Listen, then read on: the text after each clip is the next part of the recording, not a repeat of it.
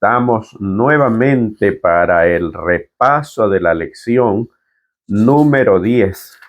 Ya estamos en el mes de diciembre y la lección para este sábado 7 de diciembre es el camino, la verdad y la vida. Necesitamos pedir la dirección de Dios. Vamos a orar. Señor, te agradecemos porque nos permites aún en libertad poder escudriñar tu palabra. Que tu Espíritu Santo dirija este estudio para que podamos sacar las mejores enseñanzas y que pueda morar en nuestras vidas de manera que podamos ponerlos por obra. Perdona nuestros pecados y bendice a cada hermano, cada hermana que está viendo este repaso de la lección. Bendice sus vidas y sus hogares. Humildemente te lo imploramos en el nombre de Jesús. Amén. El camino, la verdad y la vida. Si bien es cierto que este pasaje es muy conocido, muy repetido, pero es interesante cómo los autores de la lección de este trimestre han sacado muchas enseñanzas y muy valiosas, por cierto. Y vamos a empezar con el versículo de memoria que está en el capítulo 1 y versículo 18 de Juan, y dice: a Dios nadie lo vio jamás. El Hijo único que es Dios, que está en el seno del Padre, Él lo dio a conocer. A Dios nadie lo ha visto jamás. Pero ustedes pueden decir, ¿y los seres celestiales? Bueno, la Biblia dice que aún los seres más cercanos, que son los querubines, que tienen 6 alas, con 2 vuelan, con 2 cubren su rostro y con 2 cubren sus pies. Esto de cubrir sus pies tiene mucha relación con lo que le dijo Dios a Moisés cuando se estaba acercando para ver la zarza que ardía y no se consumía. Quita el calzado de tus pies porque el lugar que estás pisando es tierra santa. La labor de Cristo es dar a conocer al Padre. Por eso el título de la lección de esta semana es El camino, la verdad y la vida. El autor de la lección ha dividido el libro de Juan en 4 partes. La primera parte, que es el prólogo; el segundo, que es el de las señales; el tercero, que habla acerca de la glorificación de Jesús; y el último, que es el epílogo. Curiosamente, entre las señales y la gloria existe un puente que es acerca de los 7 yo soy que dijo Jesús, y que algunos de ellos ya los estudiamos. Pero quiero empezar con lo que Jesús hace en el momento que se está celebrando la Pascua. Recordemos que Jesús era la Pascua, pero los discípulos no sabían. A pesar de que les había enseñado durante 3 años y medio, los discípulos todavía habían cosas que no entendían. ¿Y cuál era el motivo? El motivo es de que ellos pensaban en un reino terrenal, y en ese reino terrenal todos querían ser el primero. Había un egoísmo de parte de los discípulos sembrado por Satanás. El que siembra el egoísmo en el mundo a partir de lo que entra el pecado es Satanás. El egoísmo llevó a Dios a destruir los habitantes de esta tierra a través del diluvio. Hay un tema que ustedes lo pueden buscar aquí en el canal que se titula ¿Por qué existió el diluvio? Los invito a que vean ese tema, y ahí la Biblia muestra, y a través del espíritu de profecía también, por qué el diluvio fue motivo del egoísmo de la gente y por qué se dio el diluvio. Pero yendo al tema de la lección, están los discípulos en el aposento alto, donde había sido preparado para que Jesús celebre la Pascua. Recordemos que en los tiempos de Jesús los trayectos eran a través de caminatas largas, y lo que usaban eran zapatos que ahora los conocemos como sandalias, que eran zapatos abiertos, y eran abiertos porque el calor del desierto y el calor de las tierras de Jerusalén, de Palestina, de todo ese sector. Era un calor inmenso. Y no existían pues todos los productos que hay ahora para protección, ¿verdad?, de los pies cuando nosotros estamos cansados o transpirados. Este tipo de zapatos, de sandalias, era muy fácil que los pies se llenen de polvo. E ir a una cena, para que los invitados se sientan a gusto, siempre había un esclavo o un criado que era el que, conforme iban llegando los invitados, les iba lavando los pies. Resulta que en esa reunión, que era la celebración de la Pascua, porque quiero hacer hincapié en esto, era la celebración de la Pascua de parte de Jesús con sus discípulos, estaban todos esperando a ver quién era el que se iba a levantar a lavar los pies de los demás. Y Jesús también esperó, porque él quería ver si después de 3 años y medio de haber él sembrado la ley del cielo, de paso también hay otro tema aquí en el canal que se llama la ley del cielo, los invito a verlo. Después de haber tratado de sembrar la ley del cielo, a ver si estaban listos, pero no lo estuvieron. Jesús se levanta, y esto es lo que encontramos en el Evangelio según San Juan, capítulo 13. Y dice los versículos desde el 4. Se levantó de la cena Jesús y se quitó su manto, y tomando una toalla se la ciñó. Luego puso agua en un lebrillo y comenzó a lavar los pies de los discípulos y a enjugarlos con la toalla con que estaba ceñido. Entonces vino a Simón Pedro, y Pedro le dijo: Señor, ¿tú me lavas los pies? Respondió Jesús y le dijo: lo que yo hago tú no lo comprendes ahora, mas lo entenderás después. Pedro le dijo: no me lavarás los pies jamás. Jesús le respondió: si no te lavare, no tendrás parte conmigo. Le dijo Simón Pedro: Señor, no solo mis pies, sino también las manos y mi cabeza. Jesús le dijo: el que está lavado no necesita sino lavarse los pies, pues está todo limpio, y vosotros limpios estáis, aunque no todos. Los discípulos estaban todos a la espera de quién iba a ser el que se iba a humillar, según ellos, a lavar los pies de los demás. Y como ninguno estaba dispuesto, obviamente toda esta situación, todo este egoísmo, había sido abonado por Judas. Si nosotros leemos el libro El deseo de toda la gente, el cual los invito a leer, en el capítulo Judas, cada vez que hubo una disensión, era provocada por Judas. Cuando Judas estaba solo con los discípulos, cuando Jesús se iba a orar, que eran muchas horas, Judas aprovechaba estos momentos a solas con los discípulos para sembrarles inconformidad. Recordemos que Judas era un escriba, era alguien preparado. Y en la cena, el menos dispuesto a lavar los pies de sus compañeros era Judas. ¿Por qué? Porque a su forma de ver era el más preparado. Y aquí hay una lección. ¿Cuál es la lección? Que a veces confiamos demasiado en nuestra preparación. Y no es que prepararse sea malo. Y como lo he dicho en lecciones pasadas, cuánta bendición para la causa de Dios es cuando la persona preparada se pone en las manos de Dios como su instrumento. Y tenemos como ejemplo a Daniel. Daniel era una persona muy preparada. Fue a hacer un posgrado en Babilonia, por eso lo trajeron. Eran personas preparadas, eran príncipes, estos 4 muchachos, y los trajeron a Babilonia. Fueron a hacer un posgrado, pero la consagración de ellos los llevó a levantarse por encima de los demás, al punto de que se constituyó en consejero del rey.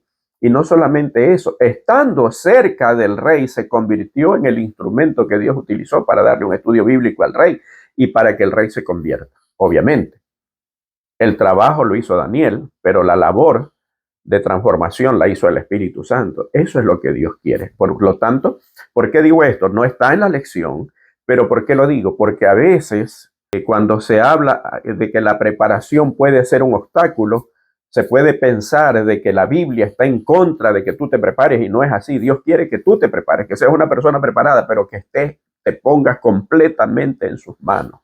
A veces esta preparación, como en el caso de Judas, se convirtió en una maldición. ¿Por qué? Porque él no fue con sinceridad.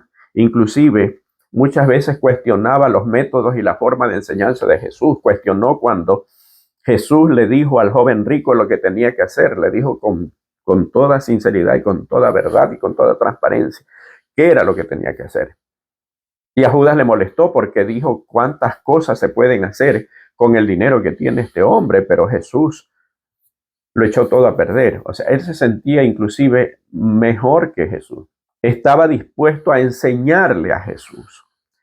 Y cuando los discípulos tenían estas disensiones eran provocadas por Judas, porque Judas les decía, no, ustedes no pueden ser conformistas, ustedes tienen que aspirar cosas grandes. Y aspirar cosas grandes no es malo siempre y cuando lo hagas dentro de lo que Dios te pide y con humildad. Judas, obviamente, que él se sentía el menos indicado para lavar los pies. Era a quien todo el mundo debía lavarlo. Pero Pedro protesta. ¿Por qué protesta Pedro? Porque sintieron una vergüenza de que Jesús, siendo su maestro, les lave los pies.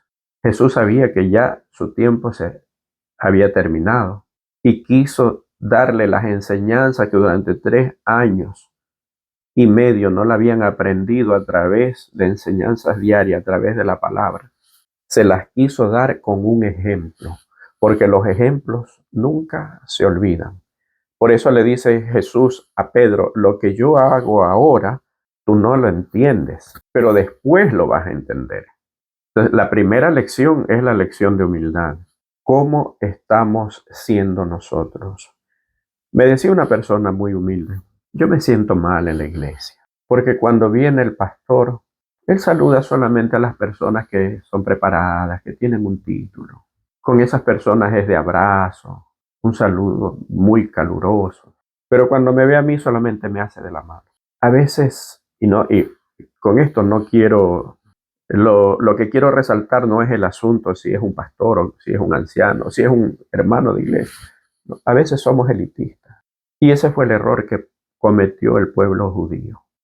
Había que saltarse el orgullo y la vanidad que ha sembrado Satanás en este mundo para poder ver al verdadero Jesús. Por eso no lo vieron, por eso no lo recibieron. ¿Por qué? Porque vino a nacer en un pesebre maloliente. Y hubieron unos magos de Oriente que vinieron y ellos sí lo aceptaron. Y no les interesó la circunstancia inmediata de ver al niño en un pesebre. Sabían que ese niño era un rey. ¿Cuántas veces la Biblia nos dice que nosotros somos reyes y que somos sacerdotes? Pero simplemente porque no tenemos un palacio, no le creemos a Dios.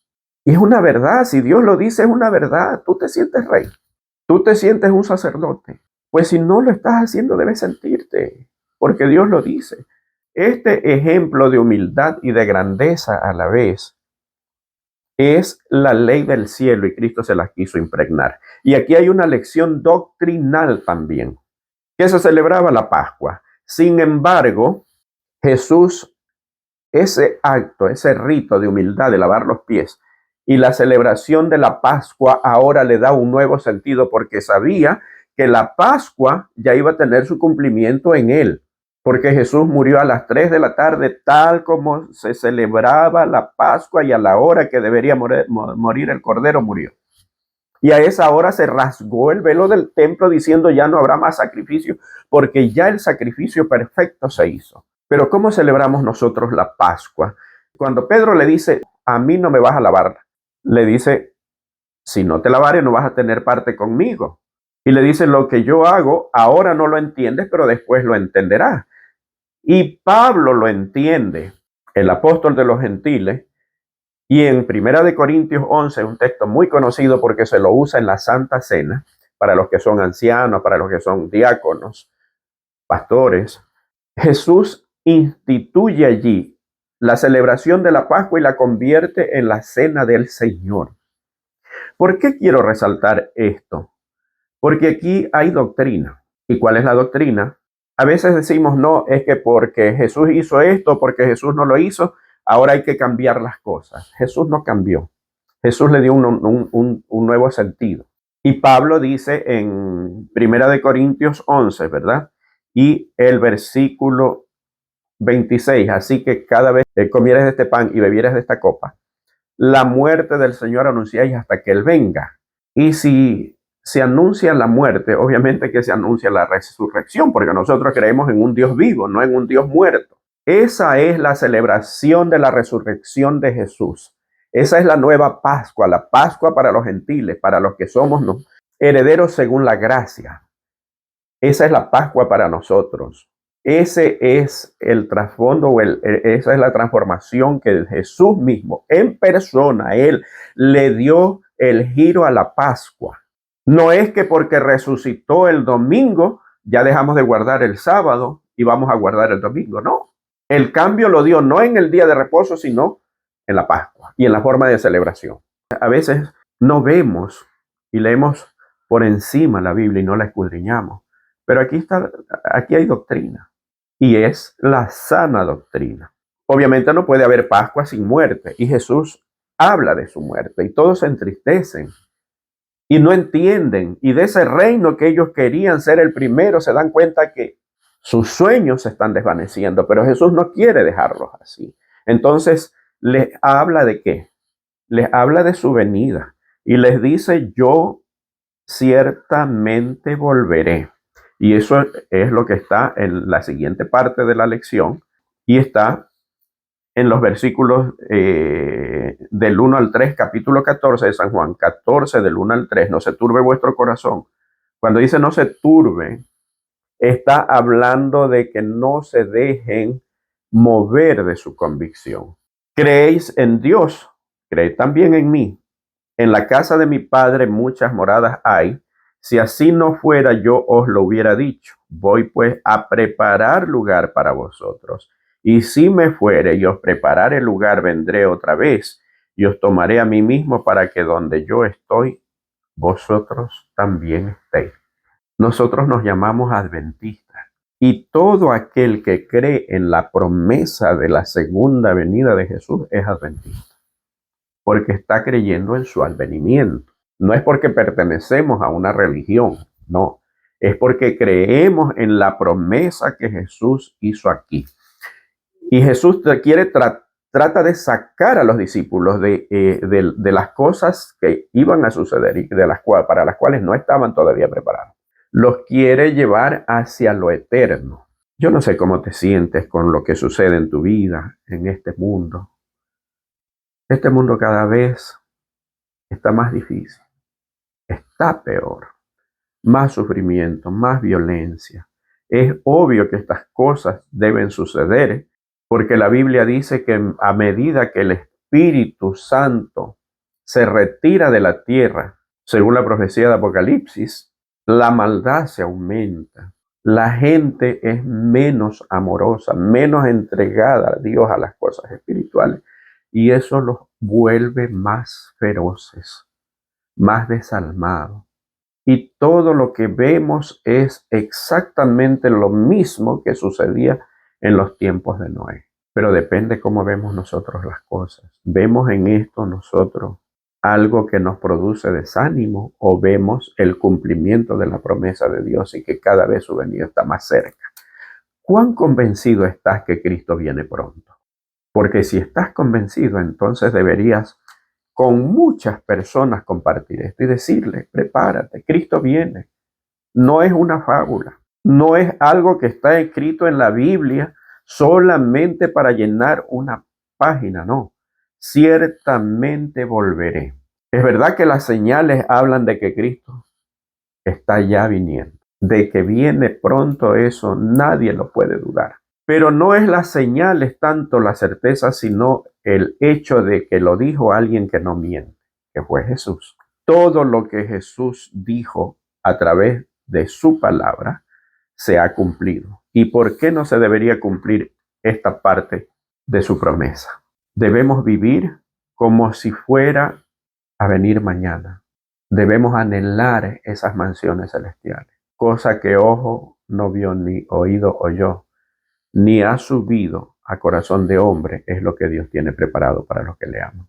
Y cuando habla de esa preparación, es la preparación aquí y también en la eternidad. Dios quiere darte una vida nueva. ¿Cómo estamos viviendo esta realidad nosotros? ¿Estamos viviendo de acuerdo a esa realidad? Y la siguiente parte dice, yo soy el camino, la verdad y la vida. Los discípulos preocupados porque Jesús le había dicho, a donde yo voy ustedes no pueden ir ahora, pero después también irán. Tomás, el más incrédulo, pero esta vez tenía razón, le dijo, Señor, pero es que no sabemos dónde tú vas, ¿cómo podemos saber el camino? Está en los versículos 5 y 6, capítulo 14 estamos. Le dijo Tomás, Señor, no sabemos a dónde vas, ¿cómo pues podemos saber el camino? Jesús le dijo, yo soy el camino y la verdad y la vida. Nadie viene al Padre sino por mí. ¿Cómo es el camino? En lecciones anteriores habíamos visto cómo Jesús lo intangible lo convierte en tangible. Ahora, un camino. ¿Cómo Jesús se convierte en el camino? El único camino hacia el Padre es Jesús. ¿Por qué? Por su muerte. Eso es cierto y eso todos lo sabemos. La primera profecía está en Génesis 3:15. Eso todos lo sabemos. Así que Jesús es el camino hacia el Padre. Pero hay otra forma como Jesús es el camino también. Y es a través de su vida. Jesús dijo, todas las cosas que yo hago, vosotros también podréis hacer. Y aún mayores porque yo voy al Padre. Si Jesús con su vida o la forma como vivió fue al Padre, fue nuestro ejemplo para que nosotros vivamos de la misma manera y podamos ir a Jesús y a través de Jesús al Padre. Entonces, ¿de qué manera se convierte en el camino de forma tangible? En las obras que Él hizo. Y miren qué curioso.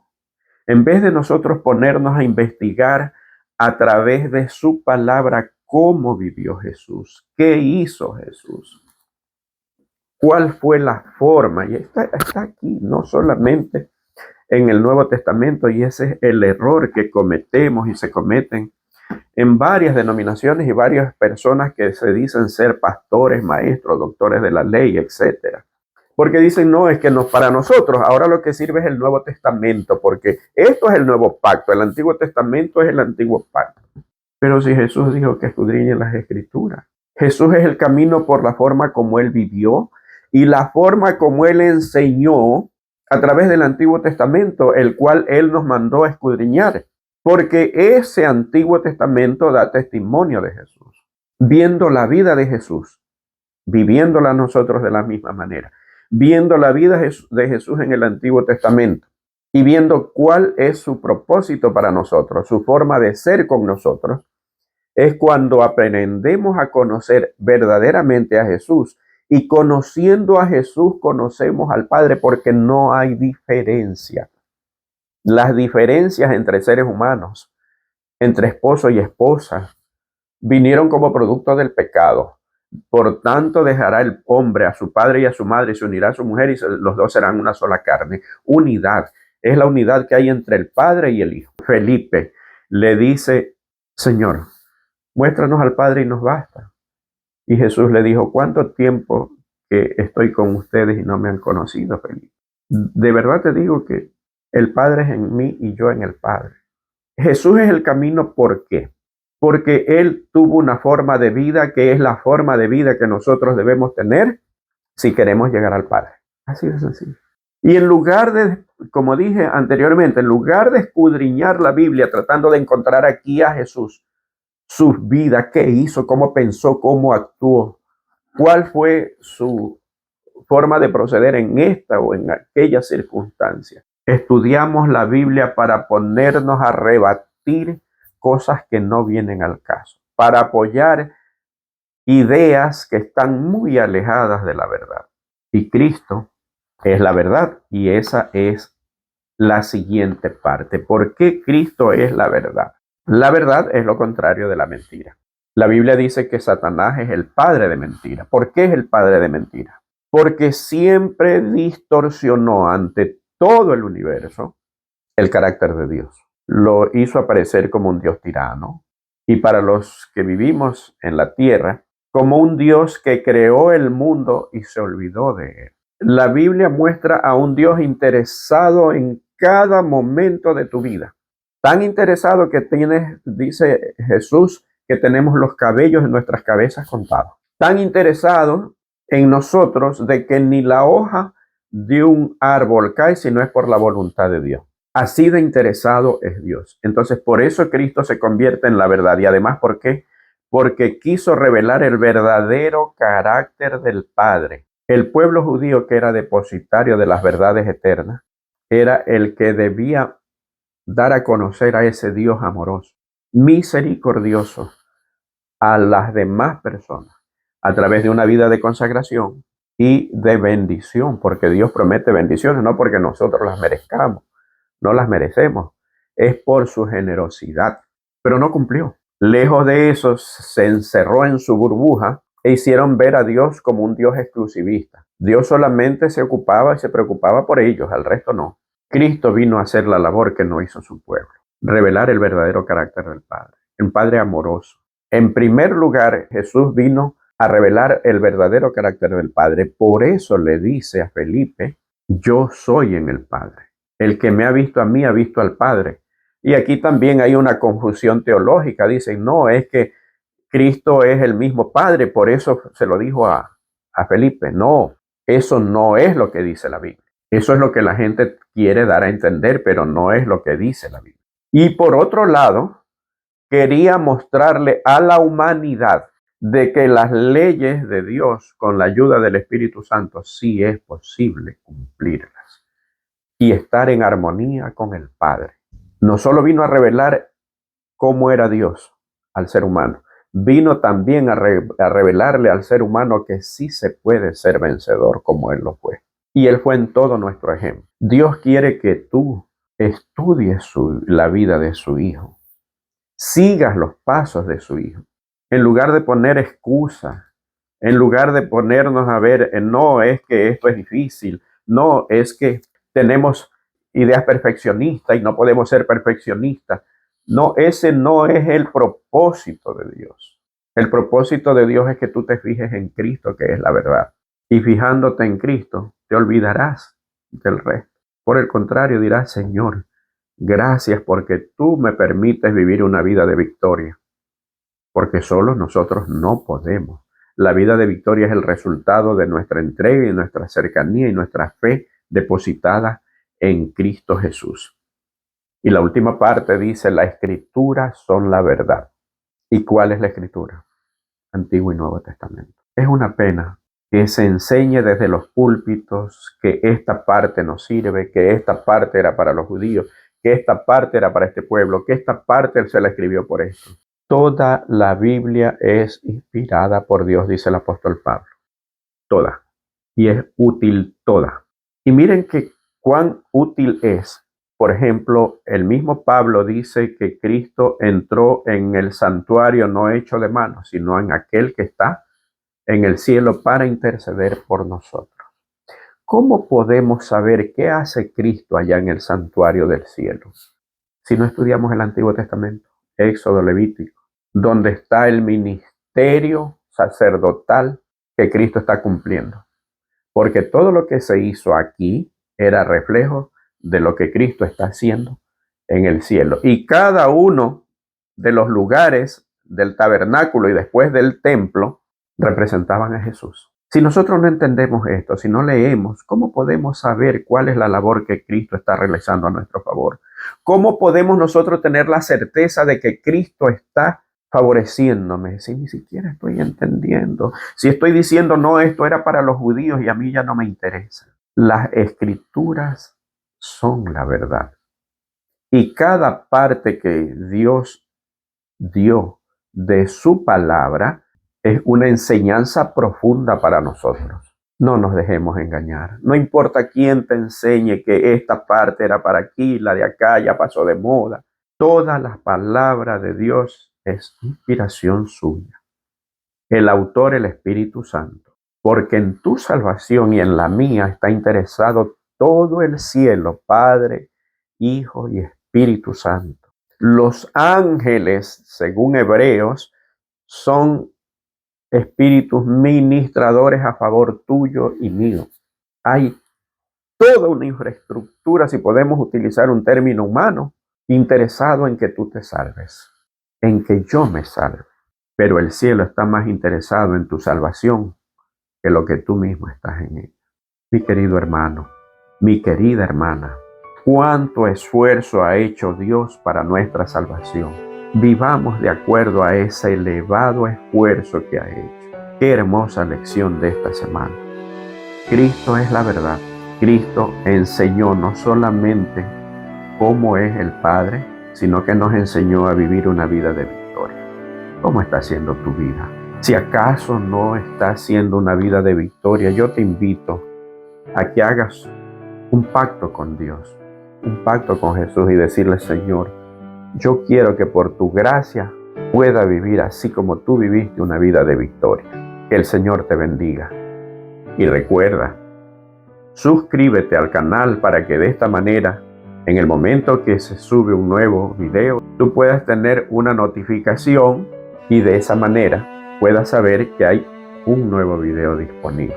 Comparte la lección, suscríbete al canal y de esa manera estarás siempre atento a cada tema que se suba, no solamente de la lección de la escuela sabática, sino de otros temas que son para vida eterna y que tienen mucho que ver con la enseñanza de la sana doctrina. Que Dios te bendiga.